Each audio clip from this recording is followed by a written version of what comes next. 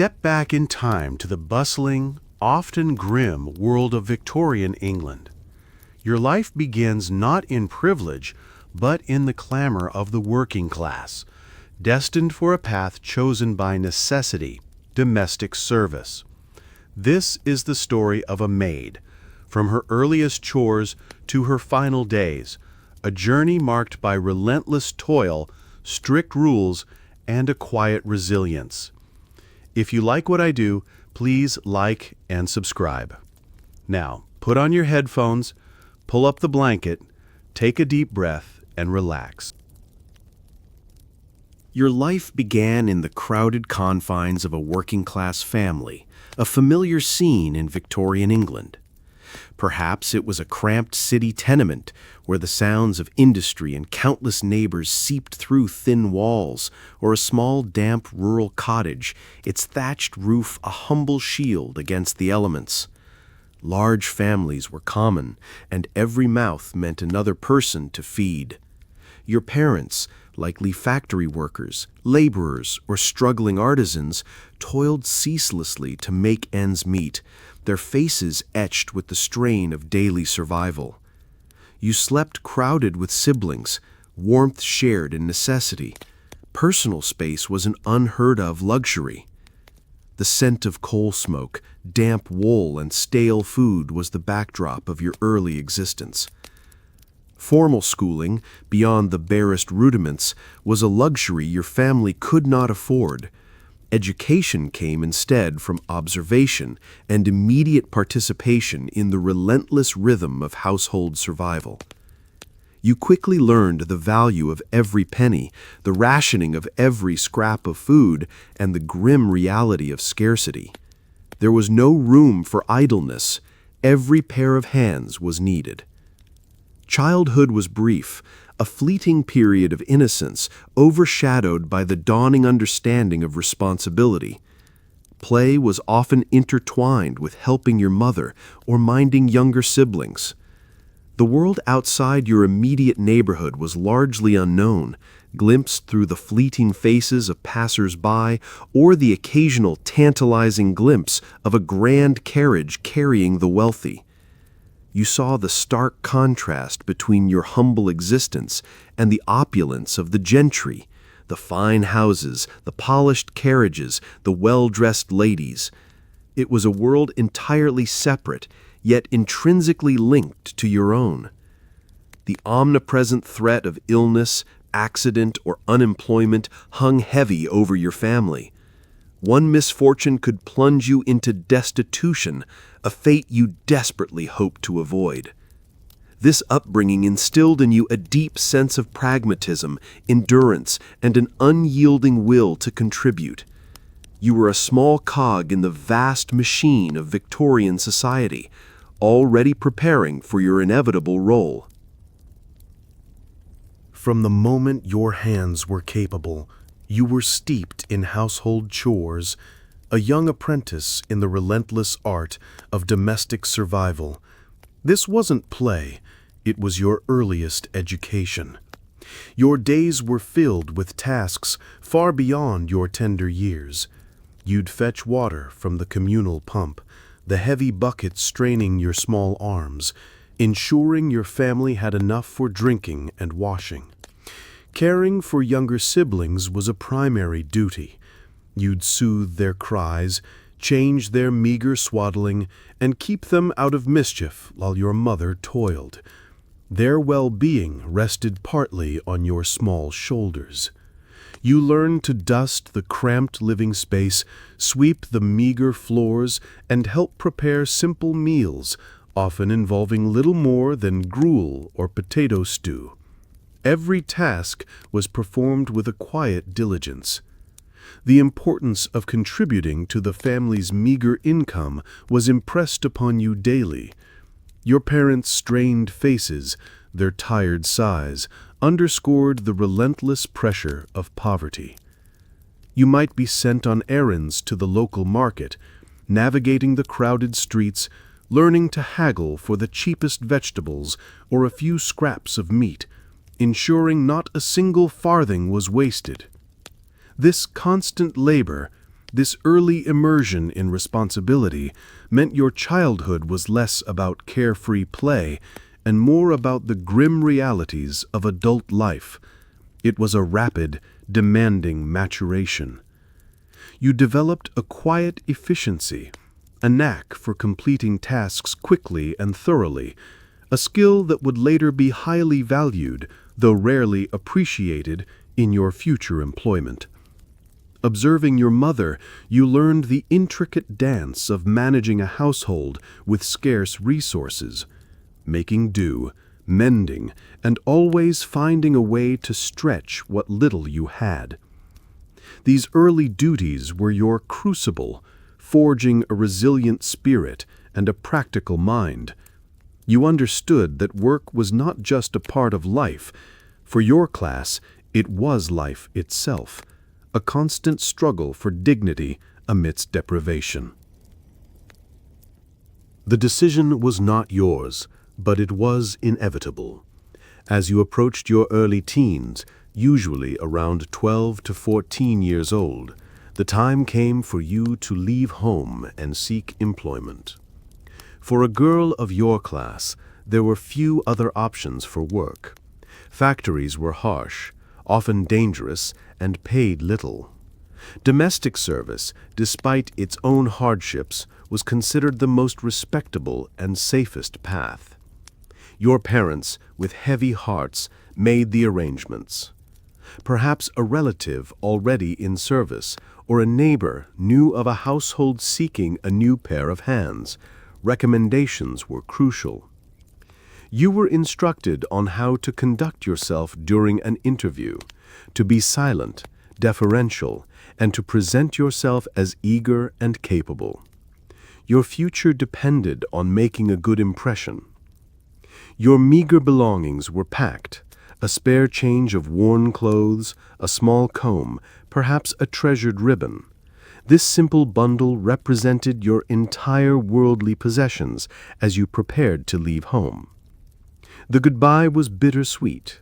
Your mother's embrace was tight, her eyes filled with unspoken anxieties. Your father's nod was firm, a mixture of pride and resignation. You were now on your own.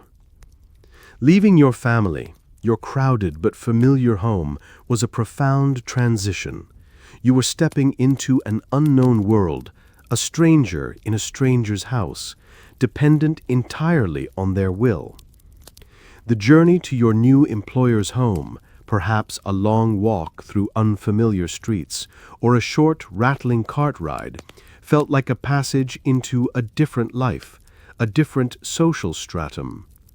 You carried with you the hopes of your family, that your wages, however small, would ease their burden, that you would find a good place, and perhaps avoid the worst of the era's hardships. This was the beginning of your life into service, a common destiny for countless Victorian girls. You were no longer just a daughter. You were now a maid, bound for a life dictated by the needs of others. Your entry into the grand Victorian household began at the very bottom of the ladder, as a scullery maid. This was the lowest rung, and you were immediately plunged into the dirtiest, most demanding tasks. Your domain was the scullery, a dank, often unheated room adjacent to the kitchen, perpetually filled with the clatter and stench of dirty dishes. It was a world of grease, grime, and relentless labor. Your primary responsibility was washing endless dishes, from delicate porcelain teacups to massive roasting pans, all by hand, in cold, greasy water. Your hands quickly became chapped and raw. Scrubbing pots was a particularly arduous task. Large iron cauldrons, heavy with soot and burnt food, required immense physical effort, often with harsh lye soap that stung your skin. You were also responsible for tending the perpetually hot kitchen range, a monstrous iron beast that cooked the family's meals and heated the household's water. This involved hauling coal, emptying ash, and blackleading its surface. The heat in the kitchen was often stifling, especially in summer, exacerbated by the roaring range. The air was thick with the smells of cooking food, coal smoke, and damp rags. You slept in a shared, unheated attic room, perhaps with other junior maids. The bed would likely be a simple cot, the mattress often stuffed with straw, offering little comfort after a grueling day. Your uniform was coarse and plain, designed for utility over comfort, often stained with grime despite your best efforts to keep it clean. It was a uniform that marked your station. You learned quickly to anticipate needs, to move swiftly and silently, always keeping out of the way of the cook or other senior staff who held immediate authority over you. This first position was a baptism by fire, a brutal introduction to the harsh realities of domestic service. It taught you humility, endurance, and the absolute necessity of diligence, no matter how unpleasant the task. Your days as a maid were defined by a relentless, grueling schedule. There was no punching out or defined workday. Your labor stretched from before dawn until long after sunset. Your alarm clock was the first hint of morning light, or perhaps the clang of the cook starting her fires, calling you awake.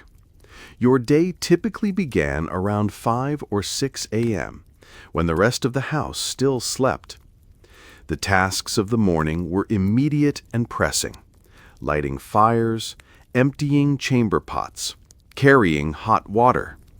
These crucial duties had to be completed before the family stirred. Throughout the day, your work was continuous: scrubbing, cleaning, polishing, fetching, carrying, assisting. There was rarely a moment of genuine stillness or rest. Meals were swift, often eaten standing or perched on a stool in the kitchen, shared with other servants. They were utilitarian affairs, designed for sustenance rather than enjoyment. Your duties continued well into the evening, after the family had finished their dinner and retired for the night. Dishes needed to be washed, fires tended, and preparations made for the next day. Your workday rarely ended before 10 p.m. or later. By the time you finally climbed to your shared attic room, exhaustion would be your only companion, your body aching from the day's exertion. Minimal breaks were given, perhaps a short half-hour for lunch, and sometimes a brief period in the evening for needlework or mending your own meager garments. There was no concept of a weekend or a holiday as we understand it today. Every day was a workday, punctuated only by the occasional rare day off. This relentless schedule instilled a profound sense of discipline and endurance. You learned to push past fatigue, to find a rhythm in your work, and to value every fleeting moment of rest. A key expectation of a good maid was to perform her duties with such quiet efficiency that she was almost unseen by the family. Your presence was to be felt through the perfection of your work, not by your physical visibility. You learned to move silently through the grand rooms before dawn, a phantom in the early morning light. Polishing silver, setting out clothes, tidying drawing rooms, all were done before the family awoke.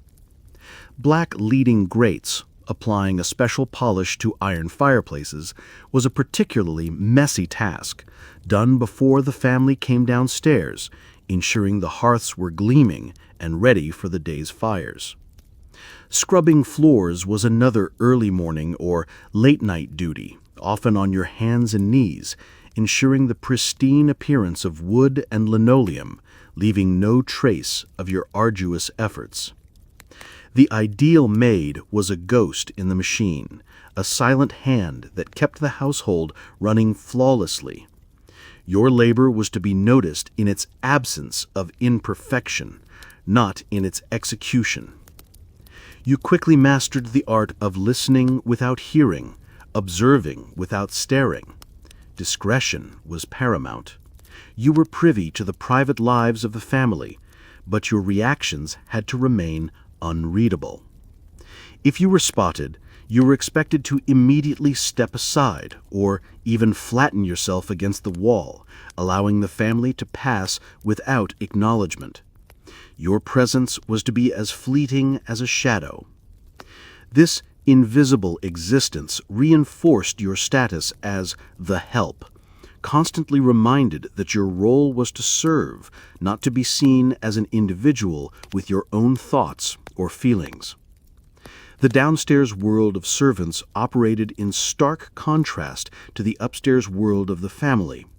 You inhabited a parallel universe, existing to maintain their comfort while remaining largely outside their conscious awareness.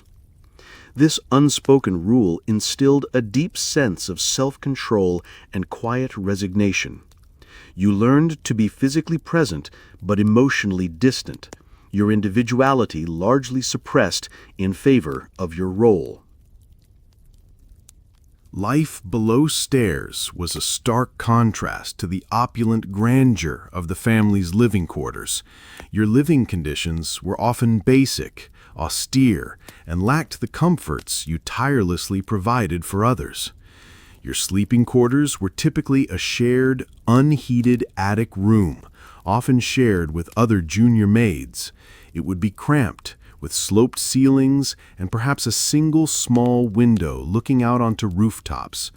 Your bed would likely be a simple cot, the mattress often stuffed with straw, providing little comfort after a long day of physical labor. Warmth in winter came from blankets, not from a glowing hearth. Basic food was provided, but it was often the leftovers from the family's table or simple, cheap fare like bread, cheese, and weak tea. It was sufficient for sustenance, but lacked variety or luxury. Little privacy was afforded to you. Shared sleeping quarters, communal washing facilities, if any, and the constant presence of other servants meant personal solitude was a rare luxury. Washing was done in the scullery or a communal basin with cold water. Hot baths, a luxury for the family, were almost unheard of for servants, reserved perhaps for the most senior staff on rare occasions. The servants' areas were often damp, prone to drafts, and poorly lit, relying on gaslight or oil lamps where the family had brighter, more pleasant electric or gas fixtures. Despite living in a house of comfort and plenty, your immediate surroundings were those of utility and bare necessity, a constant reminder of your place in the household hierarchy. You learned to endure these conditions, to find small comforts where you could, a moment of warmth by the kitchen range, a shared laugh with a fellow maid, a precious few minutes of quiet to yourself. These harsh conditions were a constant, unspoken burden, contributing to your physical and mental fatigue. They underscored the vast social chasm between those who served and those who were served. The servants' hall was a microcosm of Victorian society, governed by a rigid and often unspoken, strict hierarchy. Every servant knew their place, and adherence to this order was paramount. At the bottom, you started as the scullery maid, responsible for the dirtiest, most basic kitchen tasks. Above you were the kitchen maid, then the housemaid, each with slightly less demanding duties and more prestige. The parlor maid was responsible for serving the family directly, a position requiring grace and discretion. Above her, the lady's maid was personal to the mistress, a confidant and dresser. At the very pinnacle of the below-stairs world was the formidable housekeeper, a woman of immense authority. She managed all female staff, controlled supplies, and answered directly to the mistress. Each position had its specific duties, privileges, and even its own unspoken rules of conduct. You learned to defer to those above you, to never question, and to always show proper respect. Moving up the ranks was a slow, arduous process, earned through years of diligent service, good conduct, and perhaps a recommendation from a senior servant. It was the only form of promotion available. Disrespecting the hierarchy, or stepping out of your designated role, could lead to severe reprimand, loss of privilege, or even dismissal, a terrifying prospect that meant destitution. The master of the house had his own male staff, usually headed by the butler, who was the male counterpart to the housekeeper. While separate, their hierarchies often intersected. You learned to navigate this complex social structure, understanding the subtle power dynamics, who to avoid, and who might offer a rare word of kindness or a small favor. This strict hierarchy was a constant presence, shaping every interaction and every moment of your day. It reinforced your position, demanding absolute obedience and conformity to a predetermined order. The incessant ringing of bells from the upstairs rooms was the constant soundtrack to your life below stairs. These were not pleasant chimes, but urgent, demanding summons that dictated your every movement. A complex system of wires connected each bell pull in the family's rooms to a central panel in the servants' hall. Each bell had a unique tone or a specific location on the board, signaling which room required immediate attention. You learned to distinguish the sharp, insistent peal of the drawing-room bell from the gentler summons of the mistress's bedroom, or the demanding clang from the master's study. When a bell rang, you, or the appropriate maid, had to respond instantly, rushing up the back stairs, often carrying a tray, a jug of water, or a fresh set of clothes, always prepared for any request. There was no later or in a moment. The family's needs were paramount and immediate.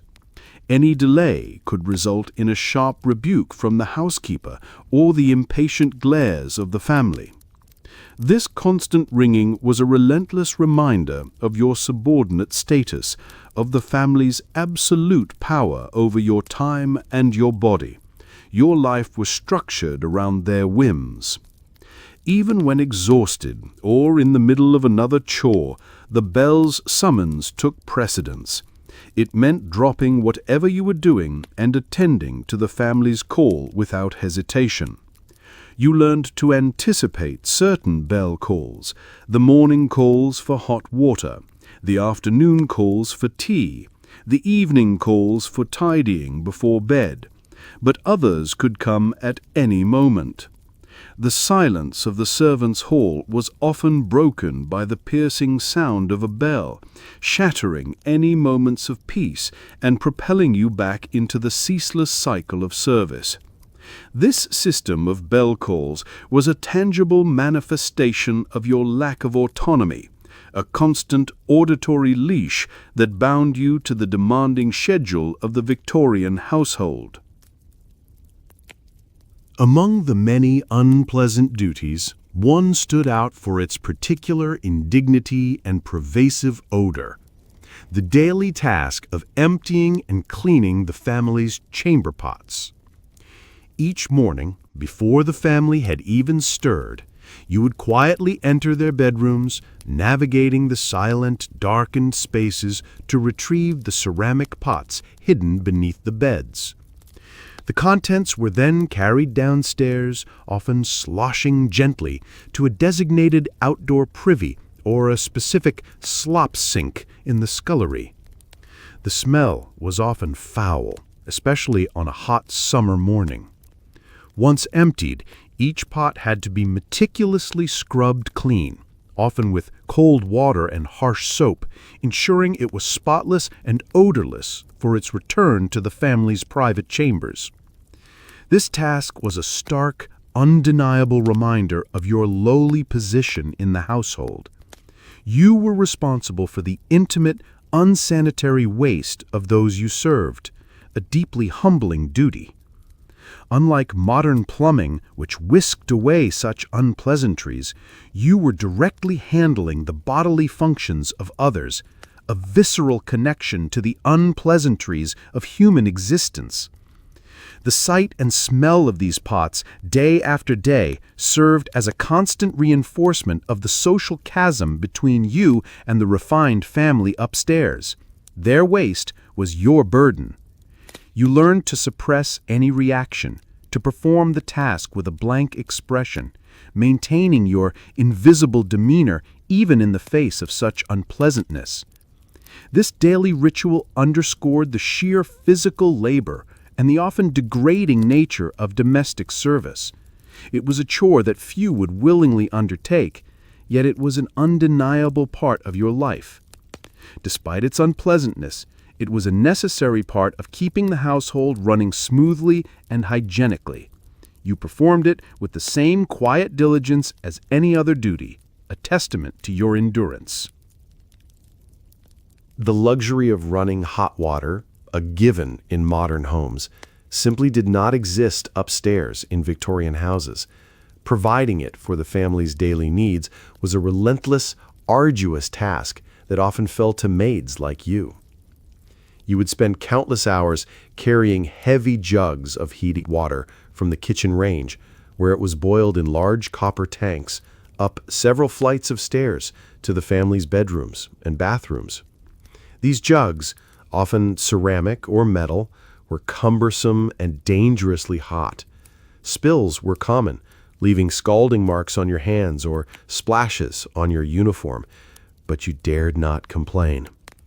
The journey up and down the winding servants' stairs, often narrow and dimly lit, was repeated countless times a day, for morning ablutions, for evening baths, for hot compresses, for various family whims. You'd fill massive bathtubs, pitcher by pitcher, a seemingly endless task that left you breathless and aching. The family's cleanliness came at the direct expense of your physical energy. The constant lifting and carrying put immense strain on your back, shoulders, and arms. Chronic aches and pains were a common complaint among maids, a direct result of this demanding labor. You learned to gauge the family's needs, anticipating when and where hot water would be required, ensuring it was ready and delivered promptly even when the demands seemed excessive. This ceaseless carrying underscored the sheer physical effort required to maintain the illusion of effortless luxury for the family. Their comfort was built on your sweat and toil. The steam from the hot water, the occasional splash, and the heavy weight of the jugs were constant companions. It was a tangible, daily reminder of your role as a beast of burden. This essential yet physically exhausting duty highlighted the fundamental disparity between the leisurely lives of the family and the demanding manual labor of the servants who enabled their comforts. Your life was defined by the distinction between upstairs and downstairs, and this was perhaps most starkly symbolized by the servant's entrance. You would never use the front door of the house. The grand front entrance, with its polished brass, heavy oak, and welcoming steps, was reserved exclusively for the family and their esteemed guests. It was a gateway to a world not meant for you. Instead, your passage in and out of the house was through a discreet back entrance, often tucked away, unassuming, and sometimes even hidden from public view. This entrance typically led directly into the kitchen, scullery, or a small, cramped servants' corridor. It was functional, not decorative, designed for utility and to keep you out of sight. This physical separation reinforced your place as below stairs, a constant, unspoken reminder that your world was entirely separate from the family's public-facing life. When tradesmen delivered goods, or if you had a rare visitor, they too would use the back entrance, solidifying the idea that this was the passage for all who served, not for those who belonged. You learned to navigate the back alleys and service roads, the hidden network of a city that was largely unseen by the wealthy. It was your discreet pathway to the outside world. Even when returning from a rare errand or your monthly day off, you instinctively knew to use the back door, an ingrained habit that marked your social standing. This segregation was a subtle but powerful psychological tool, constantly reinforcing the class divide. Your very mode of entry and exit underscored your subordinate position. The servants' entrance was more than just a door. It was a symbolic boundary, defining your world and reminding you that you were always the help, operating on the periphery of polite society. Despite your tireless work and indispensable role, your wages were meager, a stark reflection of your low status in Victorian society. Financial independence was a distant dream. A junior maid, like yourself, might earn only £6 to £12 per year. While this included board and lodging, your room and basic food, it left very little for personal expenses. To put this into perspective, £6 to £12 in Victorian times is roughly equivalent to £4,500 to £9,000 today, though direct comparisons are difficult given vastly different economies. It was enough to survive, but not to thrive. Your wages often went directly to your family, a vital contribution to their struggle against poverty. You might keep only a few shillings for yourself, if anything at all. These few shillings would be spent on the barest necessities, a new pair of sturdy boots, mending supplies, or perhaps a small treasured gift for your younger siblings when you had a rare chance to visit. There was little opportunity for saving. Any unexpected expense, like a broken uniform or a necessary visit to a chemist, could quickly deplete your meager personal funds. Compared to male servants, such as footmen or butlers, female maids were generally paid less, reflecting the prevailing societal view of women's work as less valuable. You understood that your value was primarily in your labor, not in your financial compensation. Your wages were a constant reminder of your economic vulnerability and your reliance on your employer. The promise of room and board was often what drew girls into service, offering a basic form of security when their families could barely feed themselves. It was a trade-off for a life of relentless work. Despite the ceaseless toil, the dream of perhaps saving enough for a small dowry or to help a struggling sibling often fueled your quiet determination, even if the reality was often far from that ideal. While your life in service was largely defined by duty and hardship, the human element meant experiences could vary wildly.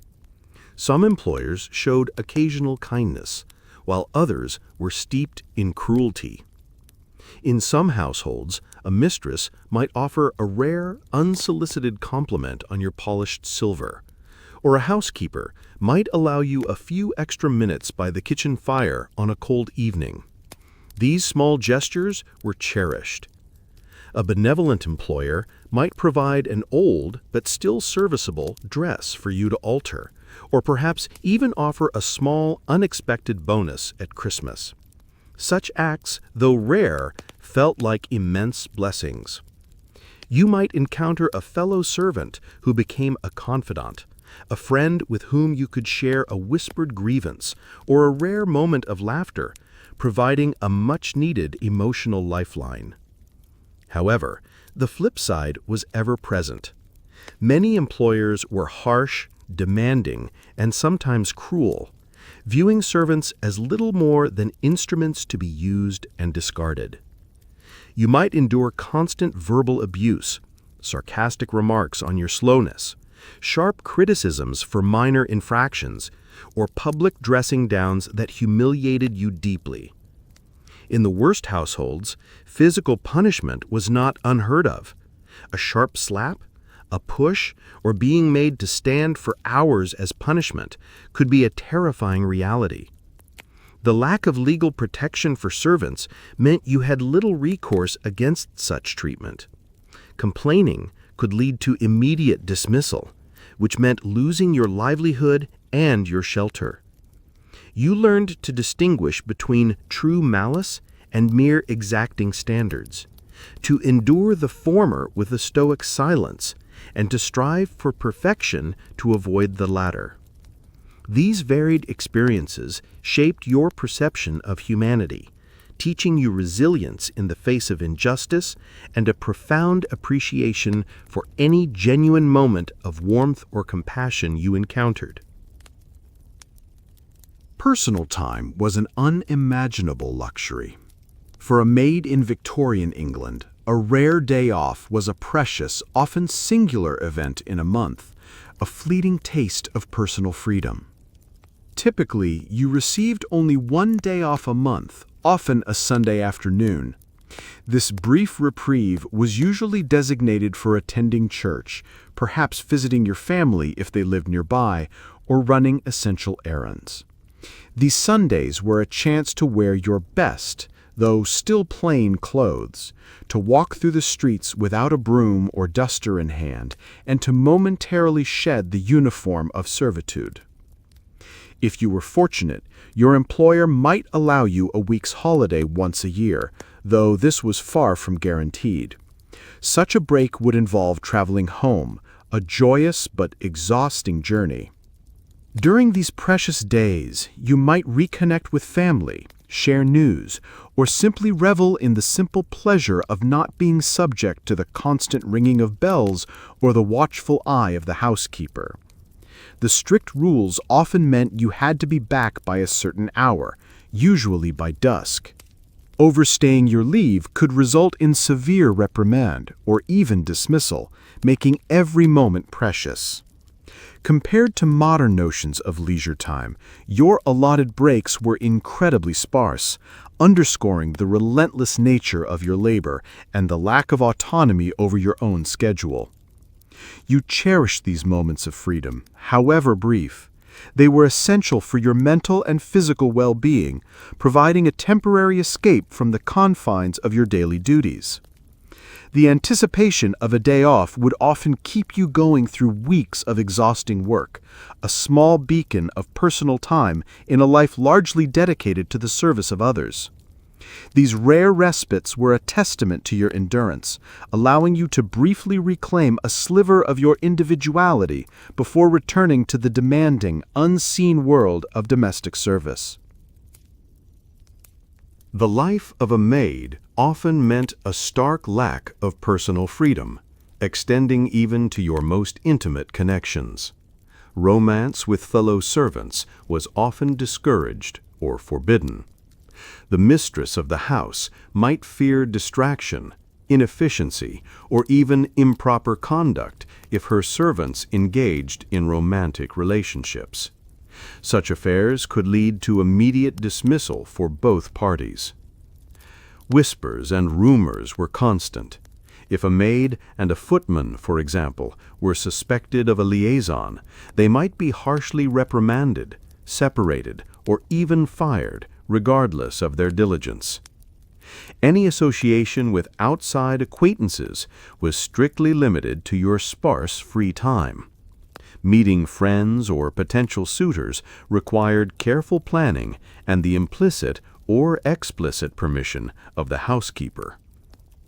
Your movements were often monitored, and your letters, if you received any, might be opened and read by the housekeeper to ensure no improper correspondence or communication occurred. This meant that genuine personal connections, especially romantic ones, had to be conducted in secret, risking exposure and the dire consequences that followed.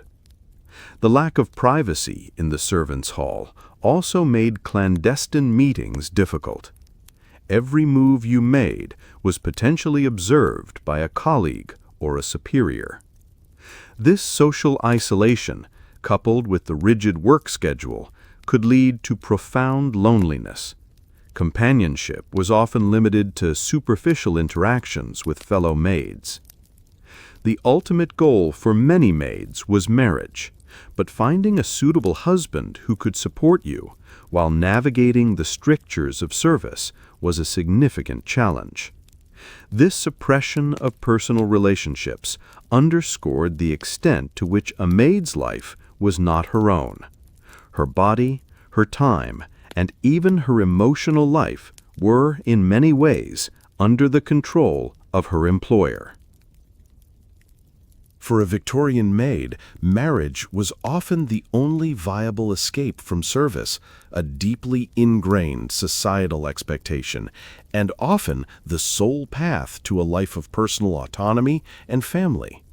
The hope of finding a husband was a common dream, a quiet aspiration that fueled many through the relentless drudgery of their daily tasks. It represented a fundamental shift in status and identity. However, finding a suitable husband was a significant challenge. Your limited free time, restricted social circle, and often exhausting work made opportunities for courtship scarce. You would typically have to leave your position upon marrying, as married women were generally not employed in private households. This meant your potential husband had to be able to support you entirely. This requirement often limited your choices to men who held a steady, if humble, income, perhaps a skilled laborer, a shop assistant, or a craftsman. Love was often secondary to financial security. The engagement period might be long, as the couple saved diligently to set up their own small home, often a cramped two-room dwelling in a working-class neighborhood. The transition from maid to housewife was a significant one, trading the strictures of service for the equally demanding but often more personally fulfilling duties of managing your own home and family. For some, marriage brought a newfound sense of independence and dignity, a home of their own, and the precious freedom to raise their own children without constant supervision. For others, particularly if their husband's income was unstable, married life could bring a different set of hardships, including poverty and the endless cycle of domestic labor. The dream of marriage, though often romanticized, was ultimately a pragmatic choice, a hopeful step towards a life where you were mistress of your own small domain rather than a servant in someone else's. The demanding nature of a maid's life carried significant health risks, often leading to chronic ailments and a shortened lifespan compared to the wealthier classes. The long hours and relentless physical exertion led to pervasive chronic fatigue, a constant weariness that permeated every aspect of your existence. Sleep offered little true respite. A poor diet, often consisting of cheap, starchy foods and leftovers, lacked essential nutrients, weakening your immune system and making you more susceptible to illness. The strenuous physical labor, the endless scrubbing, polishing, lifting, and carrying put immense strain on your body, leading to common complaints like rheumatism, joint pain, and back problems. Working in often damp, cold living conditions below stairs, with inadequate heating and poor ventilation, contributed to frequent colds, persistent coughs, and more serious respiratory illnesses like bronchitis or even tuberculosis. The use of harsh cleaning chemicals, poor sanitation in some areas of the house, and constant exposure to dust and grime also presented health hazards. Injuries were common: burns from the hot range, cuts from broken china, or sprains from carrying heavy loads. Access to proper medical care was often limited to a visit to a charity dispensary. Unlike the leisured classes who could retreat to country estates for fresh air, you were often confined to urban environments, breathing polluted air and enduring the grime of the city. The constant stress, the lack of privacy, and the rigid hierarchy could also take a toll on your mental well-being, though such nervous complaints were rarely acknowledged or treated. Your body was your primary tool, and it often bore the brunt of your demanding profession. These health challenges were an unspoken yet profound burden that shaped your daily experience and future prospects. If marriage did not provide an escape, a maid faced the daunting prospect of aging in service, navigating a system that often had little room for those whose youth and strength began to fade. For some fortunate individuals, years of dedicated service and a good reputation could lead to a higher position, such as a housekeeper or lady's maid. These roles offered more respect, slightly better pay, and less physically demanding duties. Such a promotion often meant taking on managerial responsibilities, overseeing junior staff, and enjoying a modicum of authority within the below-stairs world. This was the pinnacle of a maid's career. However, these senior roles were rare and highly sought after. Many maids, lacking the specific skills or patronage, continued in lower roles until old age, their bodies growing weary from the constant physical exertion. As strength waned, efficiency might diminish, making it harder to keep up with the rigorous demands. This could lead to a quieter, but no less painful, marginalization within the household. There was little to no pension or formal retirement plan for servants. Your continued employment relied entirely on your ability to perform your duties or the goodwill of your employer. If you were lucky, a benevolent employer might keep you on in a reduced capacity, performing lighter duties, out of a sense of loyalty or pity. This was a fragile form of security. You might eventually move to a smaller household where the demands were less strenuous, but the pay and perks were also significantly reduced. It was a step down, but a necessary one for survival. The fear of becoming too old, too slow, or too infirm to work was a constant anxiety. Without family or savings, the future was a bleak prospect. Aging in service meant a life of perpetual labor, with little comfort or recognition for a lifetime of unseen toil. Your value was tied to your utility, and as that diminished, so did your security. The ultimate fear for many elderly maids, if they had not married or if their family could not support them, was the grim prospect of the workhouse. It was the final indignity for a life of loyal, unseen service. Your life as a maid, a silent force in the grand Victorian household, now finds its quiet close. From a young girl sent into service to an elder grappling with an uncertain future, you embodied the resilience of the working class. Your untold story, a testament to endurance, duty, and unwavering effort, remains a poignant echo in the opulent halls you tirelessly maintained.